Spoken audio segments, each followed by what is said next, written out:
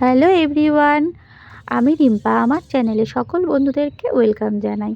তা আজকে শীতের দিনে চলে আসলাম হাঁসের মাংসর একটা রেসিপি নিয়ে। তা কীভাবে রান্না করছি চলো দেখে নাও। প্রথমে আমি হাঁসের মাংসগুলোকে পরিষ্কার করে রেখেছিলাম, তারপর নুন হলুদ মাখিয়ে কিছুক্ষণের জন্য রেস্টে রেখেছিলাম।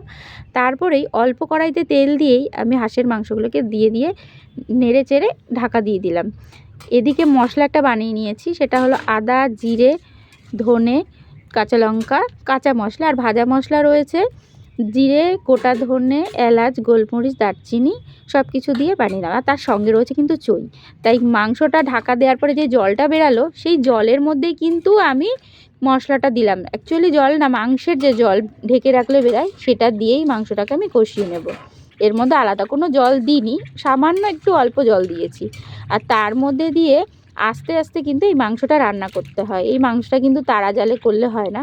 আর তার সঙ্গে আমি একটু কাশ্মীরি লাল মির্চি দিয়েছি একটু কালার হওয়ার জন্য। আর এই মাংসটা কিন্তু শীতের দিনে অসাধারণ লাগে, শীতেই খেতে বেশি টেস্ট লাগে। দেখো মাংস থেকে তেল ছিঁড়ে দিয়েছে, মানে বুঝে নাও কষানো হয়ে গেছে। মাংসে তেমনভাবে আমি কোনো ঝোল দিইনি। আর নামানোর সময় আমি একটু আলাদা করে জিরে, তেজপাতা, শুকনো লঙ্কা ফোড়ন দিয়ে নিয়েছি, তাতে ঘ্রাণটা ভালো হবে।